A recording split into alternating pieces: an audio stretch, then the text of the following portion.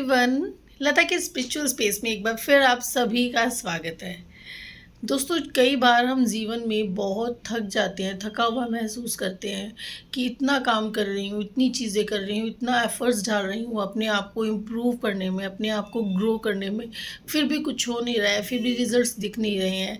ऐसा होता है, हर एक के साथ होता है, मेरे साथ भी होता है कि हम बहुत बार ऐसे एकदम डिप्रेस्ड हो जाते हैं कि यार कुछ भी नहीं हो रहा है, थोड़ा-सा कुछ होता है तो हम शेक हो जाते हैं। अब क्या करें? इसके आगे क्या करें? कैसे होगा? बट वही एग्ज़ैक्ट टाइम होता है हमारा फिर से उठकर, फिर से अपने हौसले को समेट कर, इकट्ठा कर कर आगे बढ़ने का। वही एग्ज़ैक्ट टाइम होता है हमारा जीतने का। जब हमने देखा है ना, कई बार रेस चल रही होती है तो शुरू में तो हम नहीं थकते हैं। चलते-चलते, भागते-भागते एक पॉइंट आता है जब हमें लगता है कि बस अब थक गए, अब नहीं और भाग सकते। पर वहाँ से विनिंग पॉइंट बहुत ही कुछ ही सेकंड्स की, कुछ ही क्षणों की दूरी होती है। अगर उस पॉइंट पे हम भाग लेते हैं तो हम जीत ही जाते हैं। सक्सेस हमारी मुट्ठी में ही होती है।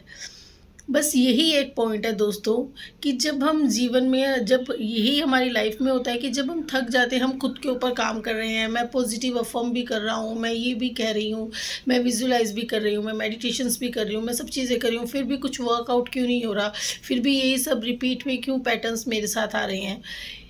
ये इसका मतलब ये है कि रिपीट में वो सब इसलिए हो रहा है क्योंकि हमारा अभी वर्क कंप्लीट नहीं हुआ है। 100% हम अपने आप को इम्प्रूव या ग्रो नहीं कर पाए हैं। अभी भी हमारे अंदर कुछ चीज़ें हैं जिन्हें हमें हील करना बाकी है।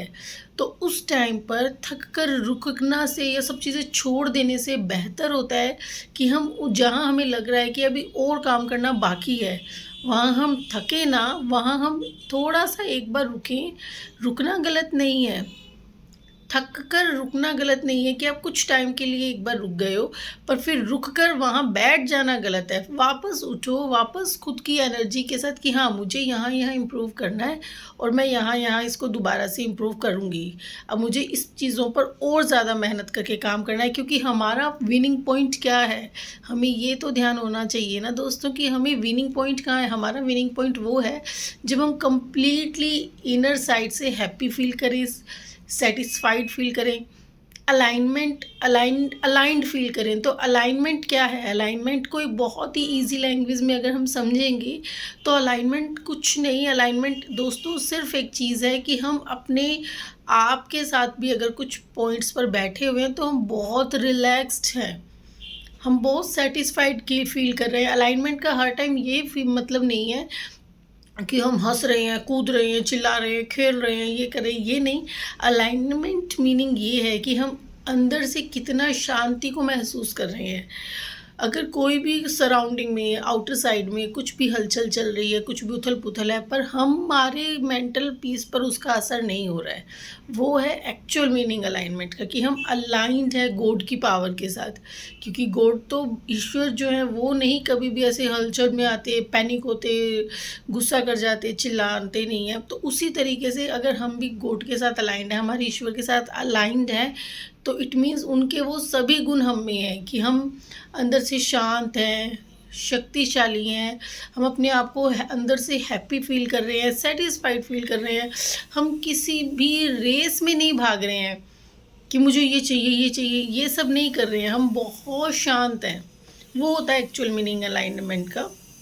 तो हम बात कर रहे थे कि हम अगर हमें लगता है कि हम थक गए हैं, अब इसके आगे नहीं होगा, वहाँ पर हमें हार नहीं माननी है। वहाँ पर ही हमें एक्चुअल काम करना है कि होगा, मुझसे ही होगा, मैं ही अपने आप को पूरी तरह से ट्रांसफ़ॉर्म कर सकती हूँ या कर सकता हूँ। उसके लिए हमें ही खुद उठना होगा, काम करना होगा, दोबारा से हिम्मत करके एनर्जी के साथ उठकर वापस शुरू करना होगा अपने ऊपर फिर से वही काम। और उन सब के बीच में दोस्तों, अगर बीच में फिर हमें कुछ हर्डल्स आते हैं या कोई आउटर कंडीशंस हमें परेशान करती हैं, या कुछ सिचुएशंस या पर्सन्स हमें परेशान करते हैं, उस चीज़ से निकलने का सिर्फ एक ही मूल मंत्र होता है, make a distance, create your boundaries.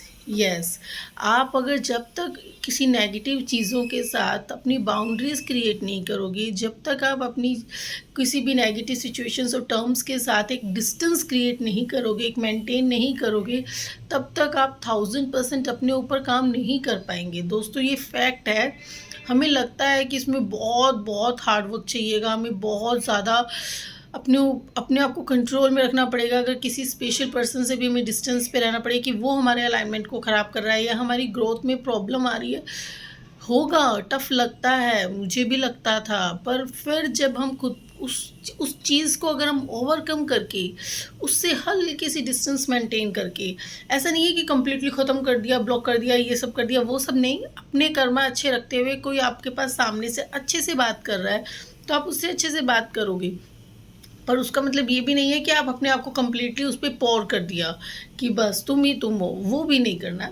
अपनी एक अच्छी सी स्पेशल बाउंड्री क्रिएट करके, अपनी एक मेंटेन करके डिस्टेंस को, उसके बाद अपने इनर पीस को सिक्योर करने के बाद फिर हम दोबारा खुद पर एनर्जी के साथ वर्क करते हैं, तो रिज़ल्ट्स बहुत अमेजिंग आते हैं। ट्रस्ट मी दोस्तों। I hope you like this video. Thank you so much.